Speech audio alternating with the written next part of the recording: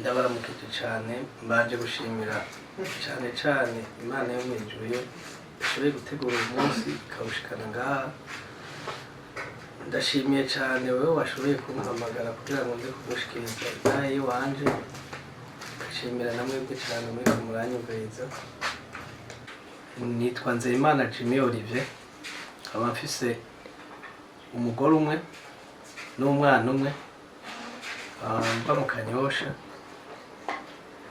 Nkaba ndi umukozi w'Imana wo mw'ishengero rya Église d'Amour et de la Fraternité riri mu Kibenga. Nkaba ngomba gushima intahe mbwira n'abantu bariko baranyumviriza ivyiza Imana yagiye irakorera, ukuntu nabonye ikiganza c'Imana.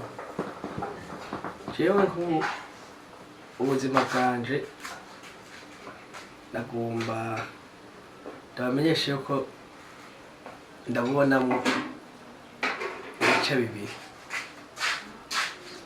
Igice ca mbere kigizwe n'igihe ntari bwamenye Imana.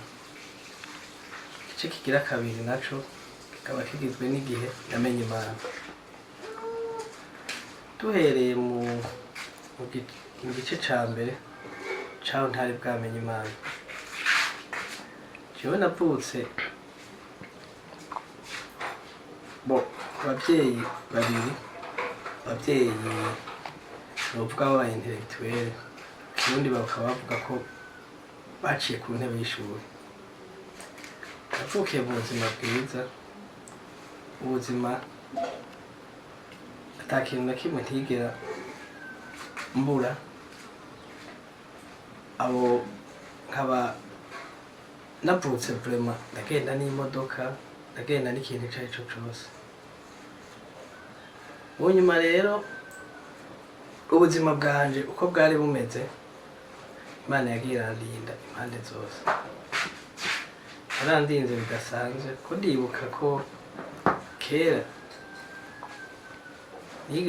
higeze kuza abantu muhira baturaba mu biganza.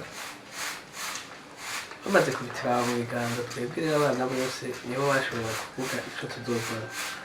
Jewe rero mu nyuma ubuzima bwanje bwari bwifashe neza, ku buryo rero ariho shitani yaciye intango yo kundondera, ibanza ishaka ikimenyetso c'uko ndi mborerwa.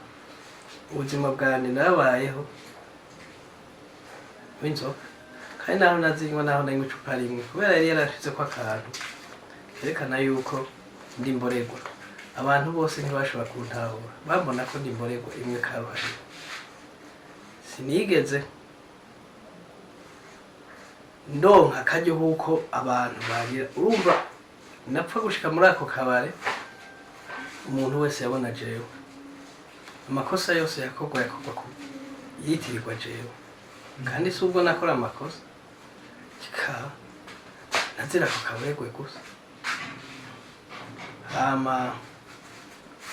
Meme n'abavyeyi banje ntibigera banyakira, kubera ako kantu shitani yari yarashizeko kerekana ko ndimborerwa. Babona yuko na bimwe b'abantu bashikiriza umwana wabo ataca azovamo. Ico bituma bagiye barankorera mu buzima bw'uko banyiyegereza, nama ndi umuntu wo muhira. Sinari bwabe wa muntu wuko noja ku kazi ndondere nkundigwe bigende gutyo. Mugabo umuntu Imana yarabanye nanje rwose muri ico gihe, muri ivyo bihe byose. Naciye mu gisoda, ndakora igisoda, abagenzi twajanye barasa bagakwera. Mugabo jewe ndazi neza yuko nama mbona ibimenyetso byinshi vyerekana yuko Imana ari imyitabariye yonyene. Mugabo ntavyo nari bwamenye, kuko nari nk'umwana wo mw'isi, nari uwo mw'isi nyene, kuko byose nari nzi yuko bizokwama bimeze neza. Rero maze gukura, ngeze mu 2015 niho natangura kubona rero Imana niyo yatangura kwerekana kugira ikore.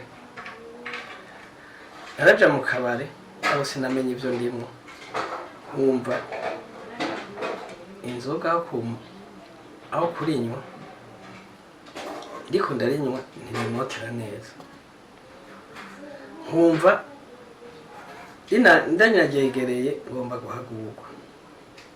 Ico gihe ndamara igihe niwe inzoga mugabo nkumva neza yuko igomba kungaruka. Niho mu nyuma maze kunanirwa rwose naramaze guticize joho nari nzi yuko ngwaye, mugabo yari Imana iriko ikora umugambi wayo. Jewe rero aheze igihe mpura n'abagenzi, abo bantu twicaranye gutya sinzi ukuntu bashwanye banca ndavunika ukuboko. Maze kuvunika ukuboko ngenda kwa muganga. Iyo kwa muganga baranyakira barambwira bati wewe ahantu ushobora kuhavurirwa. Niho naca mva aho ngiye kwivuriza canza kwivuriza aha mu gisagara ca Bujumbura ahantu ku bitaro kwa David. Maze gushika kwa David ndibuka neza yuko umuganga yamvuye yaciye ambwira yuko kizira kunywa inzoga. Mugabo jewe ku mutima nararyohewe kuko nari nzi yuko atanizo ngishoboye, nari nzi yuko ingwara ngwaye idasanzwe. Niho mu nyuma maze kabiri ndi ahantu nari narashikiye kubera nari ngwaye, nari mu muryango w'abantu nyene batanywa inzoga bagira bati ngira ngo niwe bazomurinda. Numva umukozi avuye kuzana amata y'umwana aciye iruhande, numva agacupa yanyoye karamoteye kandi karamoteye neza. Ndanumva umutima wasubiye kurema, bwa bundi nakize naco nari ngwaye ngira bwari ubururu. Niho nasimba kumviriza irya mbere ndarinywa, ndanywa irya kabiri, ndanywa irya gatatu. Mu nyuma nigira inama nti jeweho nabereye ngaha nicaye ahantu munsi y'igitanda, kire ndabe nshika imbere ndabe yuko norisoma rimerewe neza kandi numva yuko ndahantu hameze neza. Niko gusimba ndegera imbere sinari nzi iyo ndiko ndaca. Ndagenda maze kugenda nk'imetero 500 niho numva iradiyo imiziki kiravuga. Jewe mu mutima wanje numva ari ya miziki yayindi yo muri boîte, mugabo hari mu rushengero. Ndagenda ndakomeza ndagenda nshitse ku muryango nuguruye ngo ninjire, ndanumva ngo mupfukame dusenge. Nshashikiramo aho rero iryo shengero ninjiyemo, nashitse baravuga yemwe pasiteri waho ndumva neza yuko ahimbaye, nubwo nari mborewe yemwe narumvise ko ibintu byari bimeze neza.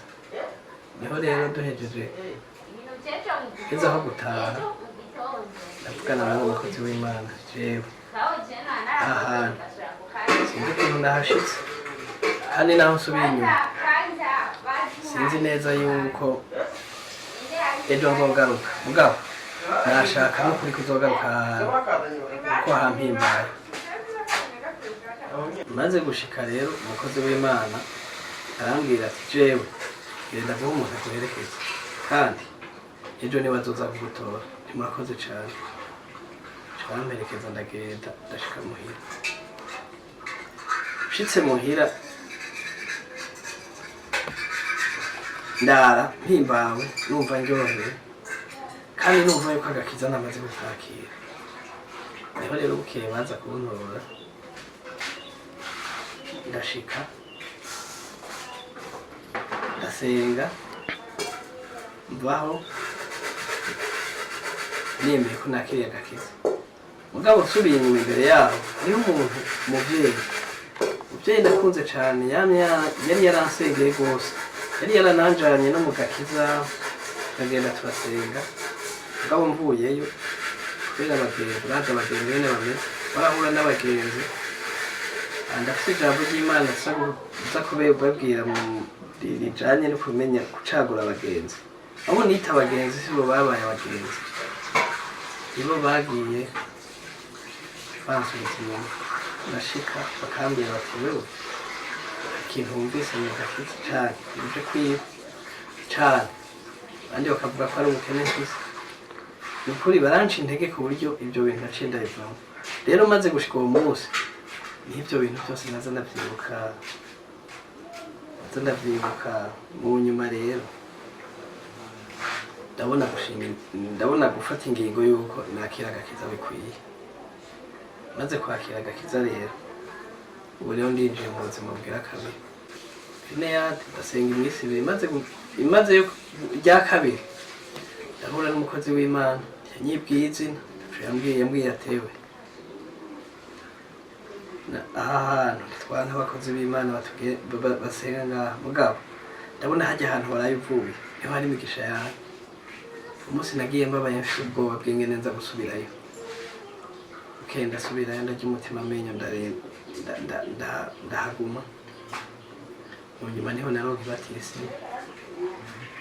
ibatisimu.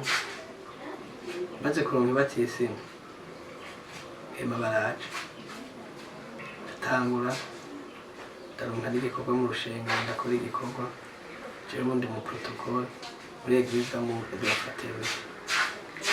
Urushengero niryo nahezagiriwemo. Imana yaranyeretse rwose, yaranyeretse cane. Mu nyuma agakiza amaze kukajamwo yageze aho impumufasha ubufasha biranagorana. Uraza abantu nyene bameze bashika aho bamubwira yuko atoshobora kubana nanje kubera ntavyara. Imana kubera wari umugambi wayo ategerezwa kuba twarabaye. Tumaze kubana mu nyuma twararonse ikibondo. Rero ndashima Imana ku bintu byose yankoreye. Ndashima Imana iyo nagiye ndaca ingene yagiye irangarura, kandi umugambi w'Imana wama wabaye.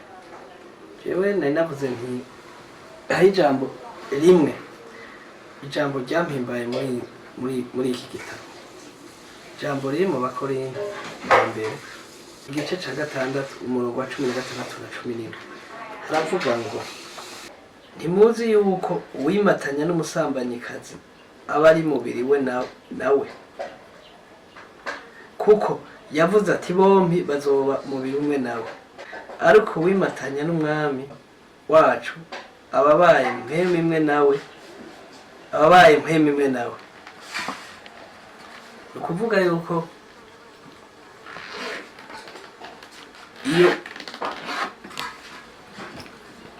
iyo utoye umugenzi mubi uba ubaye mubiri umwe nawe. Ariko iyo ufashe ingingo yo kwimatikanya n'umwami wacu Yesu Kristo tuba mubiri umwe nawe. Rero ni ukuvuga cuno hanura ndazi neza yuko hari ibintu byinshi mu buzima nize, kuko je kera sinari nzi yuko umuntu ashobora kwirwa atariye, mugabo narabibonye ndazi ko bibaho. Rero cuno hanura nuko iryo jambo murishira ku mutima